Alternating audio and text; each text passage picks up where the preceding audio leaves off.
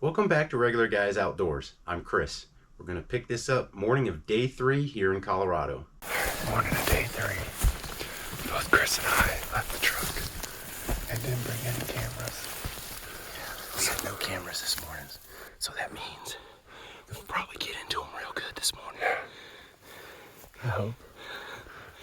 And I feel like with the cattle up here, there's going to be no elk on this top.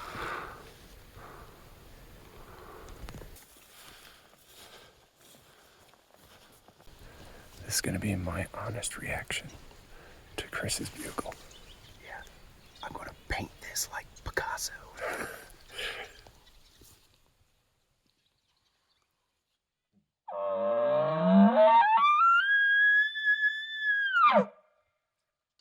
We got no responses from the bugle, and nothing got fired up as the sun cracked over the horizon.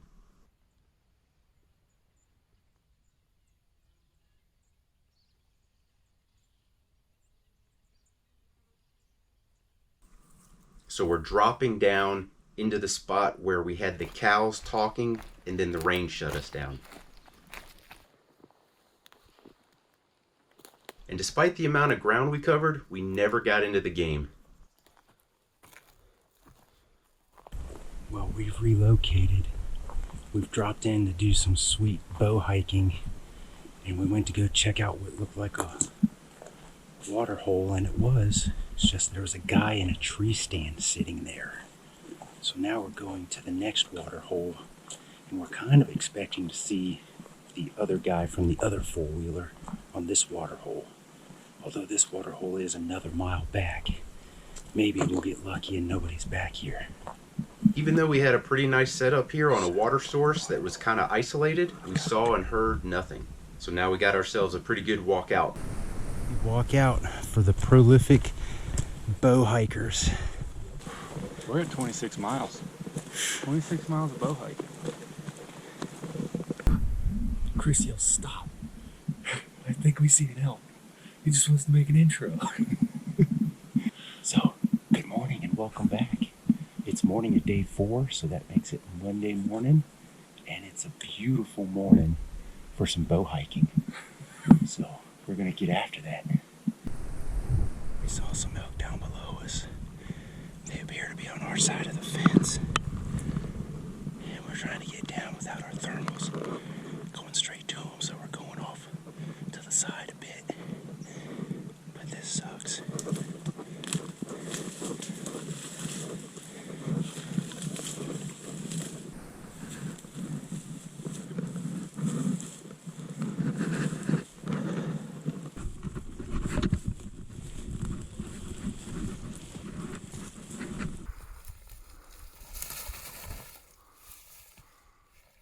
As we get down in there, it starts getting later into the morning, and we're sitting together thinking, man, we must have missed them or something because we don't see or hear anything.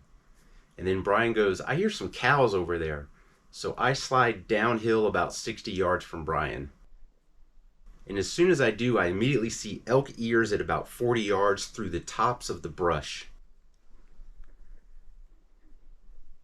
So I'm thinking that they're going to come up the crest of this hill and I'm going to get a frontal shot at 20-ish yards. And then for some reason, they made a hard right turn and headed uphill.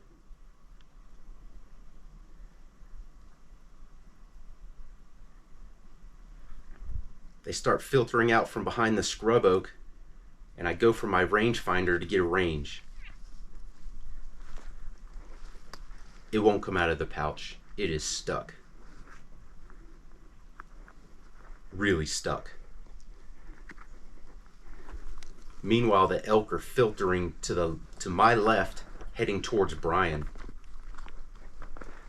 So I'm not panicking too bad. I'm thinking Brian's going to get a shot, but I cannot get this thing out of the pouch.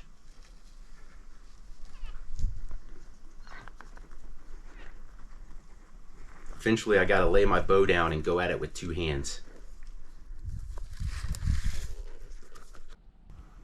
Meanwhile, at Brian's location, they're starting to filter in front of him.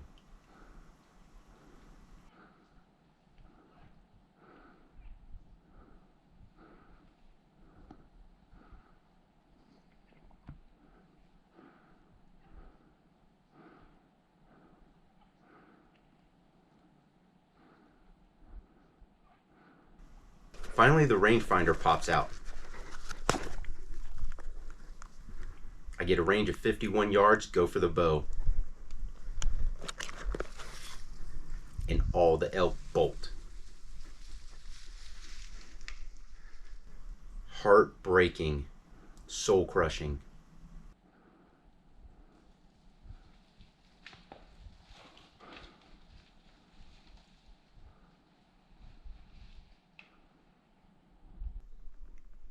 It was a pretty sizable herd that you can see him flickering all through the brush here.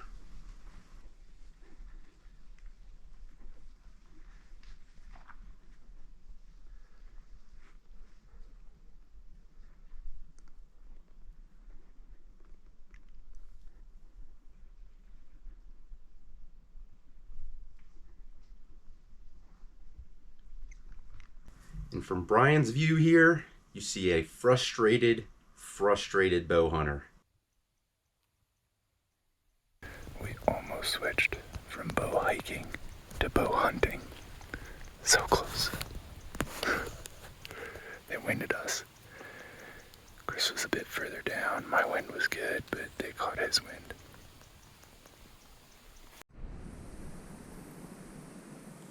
Hey bro, why you gotta stink so much? I should have shot off. I couldn't get my rangefinder out of the pouch. For 50 yards. I had him at 30. I just needed her to go like a little bit further. I was like, just be patient. She's gonna give you a perfect broadside shot because she was quartering 2. And I was like, just be patient. She's gonna walk right past you. And they winded you. And I was like, feel that? So it was going straight up, but it was going up, but at an angle. So either this spot or your spot just went right to them. This thing would not come out. It comes out now. Why, of all times, can I not get this out now? I've been getting it out. No problem. Until now. So we did what we did a few days ago. We went over the hill, nap, water resupply, food. Then in the late afternoon, we're setting up. I've got a nice trail over here. And right up this way. I've got a nice trail that comes down this way, another one that comes down the draw, and they all kind of link up and go up this trail, up the hill. Brian is down below me about 150 yards and off to the right. He's sitting on a really nice trail. If the elk come down, he's on the low side, so when the thermals are falling downhill, he should be good to go. I hear some cow calls. And I think they're in the opposite direction of where we thought they'd come from. I thought those cow calls were coming from another hunter, but Brian sees 6 or 7 elk, and so he's making moves.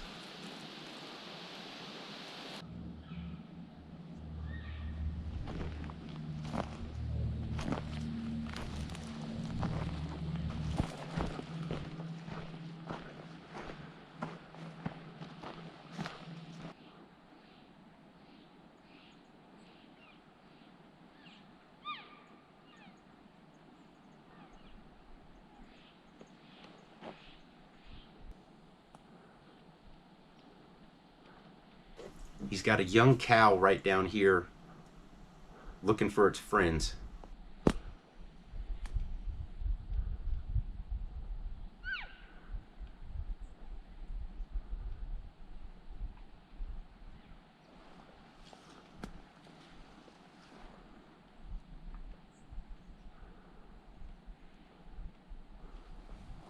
He's trying to get in bow range, but eventually that joker jumps the fence.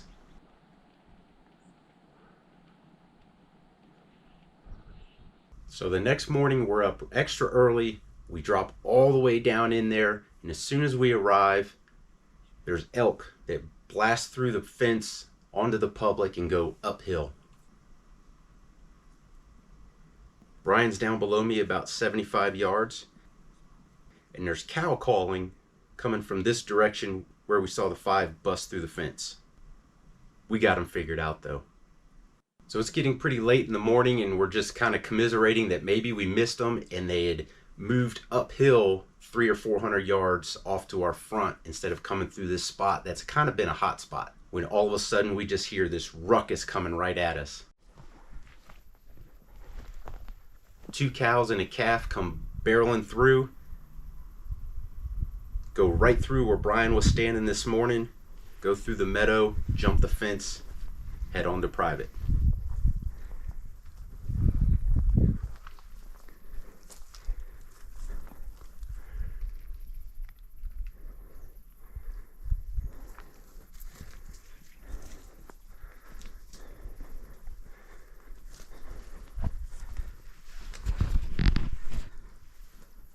It was quite an exciting moment, to be honest.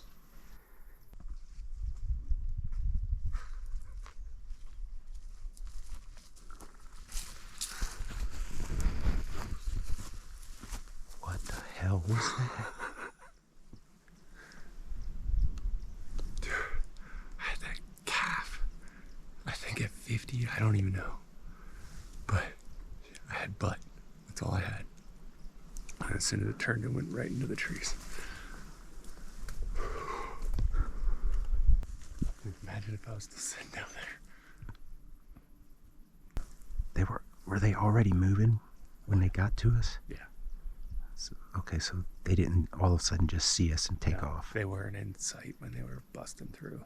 It's back to the hangout spot to kill the midday.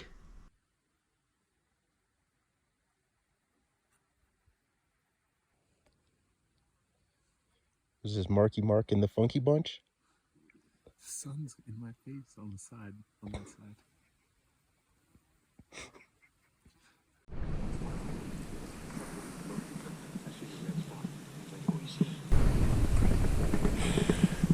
We have to watch other people hunt. While we're hunting, we'd all hear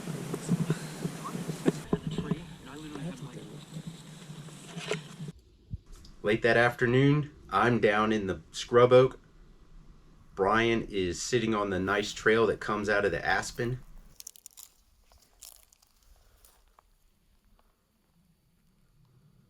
I swore I've heard a cow call twice now from up in this direction. Oh, definitely this direction. It's making me think I should have been in the spot I was last night, which was just right up this way. And then Brian's got a little visitor. He's got a mule deer doe that pops out. She's in the upper right corner of the screen there. Eventually she works off downhill, but then she blows. I don't know if she got my scent falling off the side or Brian's scent falling down in there, but she ran up into where the cows are. And when she ran up into the cows, it shut them up completely, and Brian could hear them walk back uphill away from us, of course. We did hear a bugle up the hill, but it was coming from a spot where we'd seen another hunter hanging out on a couple of occasions. So we really didn't pay it any mind, but I did answer a few times.